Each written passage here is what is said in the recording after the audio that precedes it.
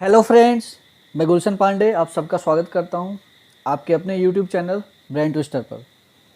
Friends, आज मैं आपके लिए अल्फ़ाबेट के इस सेशन में अल्फ़ाबेट से कुछ अरेंजमेंट बेस्ड क्वेश्चन पूछे जाते हैं।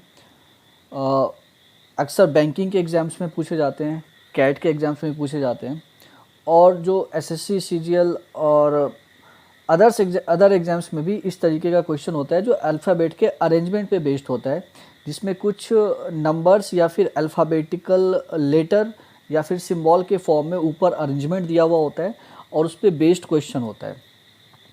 तो मैंने ऐसा ऑब्ज़र्व किया है कि काफ़ी बच्चों को और इवन काफ़ी लोगों को ये जो वर्ड है preceded by, followed by, follows, precedes, ये वैसे तो उन्हें पता होता है, लेकिन जब सॉल्व करने की बात आती है तो वो कंफ्यूज हो जाते हैं कि किस लेटर को या किस नंबर को किसके आगे रखना है, किसके पीछे रखना है। तो उसी को देखते हुए मैं आज ये लेकर आया हूँ आपके लिए ये वाला pattern preceded by, followed by, जिसको मैं आज एक्सप्लेन करने वाला हूँ और बहुत ही इंटरेस्टिंग होने वाला है। और इसको ध्यान से देखें आप, और अगर अभी तक आपने सब्सक्राइब नहीं किया तो उसको सब्सक्राइब ज़रूर करें और ज़्यादा से ज़्यादा शेयर करें। ये आज का वीडियो काफ़ी इंटरेस्टिंग है और आज के बाद आपको कोई भी प्रीसीडेड बाय, फॉलोड बाय से कोई भी डाउट नहीं रहेगा और जितने भी क्वेश्चन आते हैं एग्जाम्स में सारा आप सॉल्व करके आओगे, ये मेरा आपसे प्रॉमिस है। तो स्टार्ट करते हैं आज का ये सेशन। काफ़ी इंटरेस्टिंग होने वाला है, शुरू से अंत तक देखें और ध्यान से देखें एक एक पॉइंट्स को। आपका जितना भी डाउट है आप इस टॉपिक से related, preceded by, followed by से या प्रीसीड से, फॉलोड से, तो वो सारा का सारा क्लियर हो जाएगा। होता क्या है कि हम इसको, अगर मैं प्रैक्टिकली देखूं तो इसे हम डेली सुनते हैं, बट जैसे ये एग्जाम्स के क्वेश्चन में आता है ये वाला वर्ड तो आपको कंफ्यूज कर देता है। काफ़ी बच्चों को डाउट होता है इसमें। तो स्टार्ट करते हैं। जैसा कि आपको सबसे पहले ऊपर लिखा होगा प्रीसीडेड बाय दिख रहा होगा, राइट।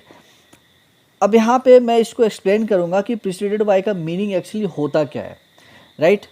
और ये ध्यान रखना, ये काफ़ी इम्पोर्टेंट है और सिर्फ अल्फ़ाबेट पे नहीं, बहुत सारे टॉपिक्स में इसको हम लोग इसे अप्लाई करते हैं। तो हम देखते हैं और बेसिकली अल्फ़ाबेट में अरेंजमेंट बेस्ड वाले क्वेश्चन पे ये आता है, ये वाला word preceded by and followed by. तो ऊपर लिखा हुआ आपको दिख रहा है प्रीसीडेड बाय, नीचे मैंने यहाँ पे कुछ मेंशन किया है, if y is preceded by x, ठीक है।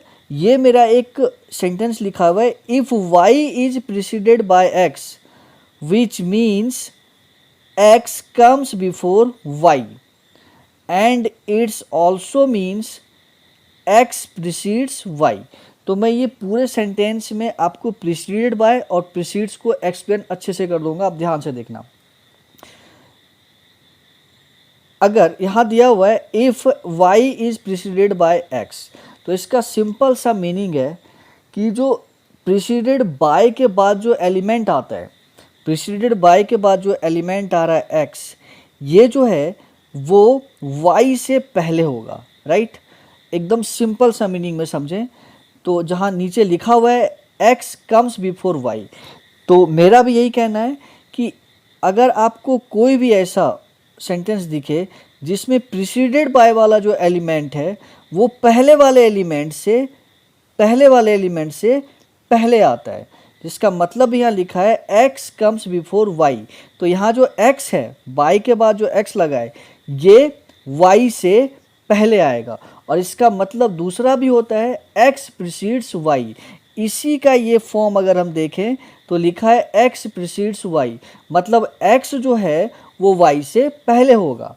तो अगर मैं इसको लिखूंगा तो कैसे लिखूंगा, y के पहले x, मतलब y के लेफ्ट साइड में, x will be left of y, मतलब x जो है वो y के लेफ्ट होगा। तो आई थिंक ये आपको समझ आ रहा होगा कि क्या करना है, और मैं सिंपल सा मीनिंग में समझाता हूँ। x प्रीसीड्स y ये एक्टिव फॉर्म में है, ये सब्जेक्ट है यहाँ x, और y यहाँ प्रेडिकेट है। लेकिन जब मैं इसको पैसिव फॉर्म में लेके जाता हूँ तो ये ऑपोजिट हो जाता है, x मेरा क्या हो जाता है, ऑब्जेक्ट, और y मेरा क्या हो जाता है, सब्जेक्ट।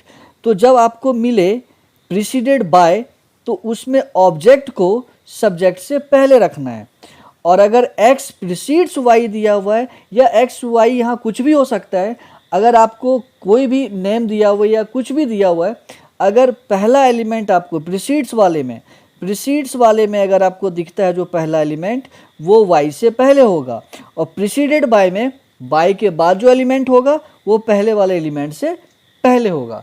मतलब ये समझ लो आप कि जो इसमें x जो है वो y के लेफ्ट होगा, x will be left of y। I think ये क्लियर हो गया होगा आपको। अच्छा, इसको और अच्छे से समझते हैं।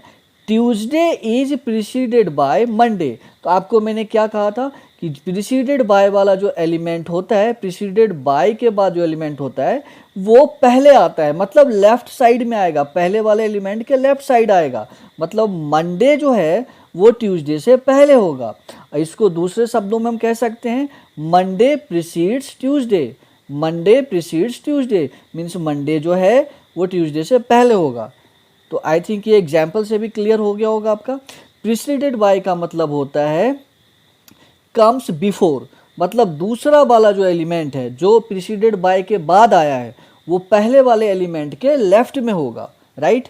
और अगर लिखा हुआ है प्रीसीड्स तो पहला वाला एलिमेंट दूसरे वाले एलिमेंट के पहले होगा, मतलब उसके लेफ्ट होगा। तो ये आई होप ये क्लियर हो गया होगा। अब मैं आता हूँ फॉलोड बाय पे। तो फॉलोड बाय इसका जस्ट ऑपोजिट होता है, जैसा हम देखते हैं। Followed by, if y is followed by x which means x comes after y and it also means x follows y। तो समझते हैं इसको। फॉलोड बाय का मतलब होता है बाद में आना, फॉलोड बाय का मतलब बाद में आना।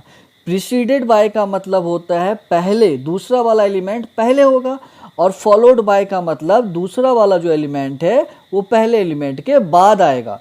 मतलब यहाँ जो x है वो y के बाद होगा, ठीक है। यहाँ जो x है वो y के, मतलब x दूसरा एलिमेंट है, मतलब ये ऑब्जेक्ट जो है वो सब्जेक्ट के बाद आएगा, राइट। तो अगर मैं इसको लिखूँ तो कैसे लिखूँगा, y is followed by x means y पहले आएगा और जो x है वो उसके बाद होगा, राइट। और अगर हम यहाँ देखें x फॉलोज y, तो जो पहला वाला एलिमेंट है अगर फॉलोज में दिया हुआ है x फॉलोज y, तो यहाँ पे x जो है वो y को फॉलो कर रहा है, मतलब x जो है वो y के बाद होगा। x फॉलोज y का मतलब x y को फॉलो कर रहा है, मतलब x y के बाद होगा, राइट।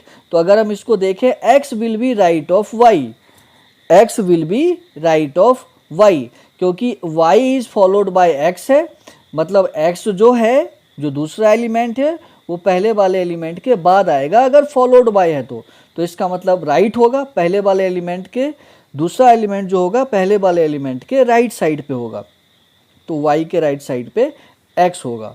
आई होप आपको समझ में आ गया होगा। मैं एक बार और रिपीट कर देता हूँ। अगर प्रीसीडेड बाय है तो दूसरा वाला जो एलिमेंट है वो पहले वाले एलिमेंट के पहले आएगा, और अगर फॉलोड बाय है तो दूसरा वाला जो एलिमेंट है वो पहले वाले एलिमेंट के बाद आएगा, राइट।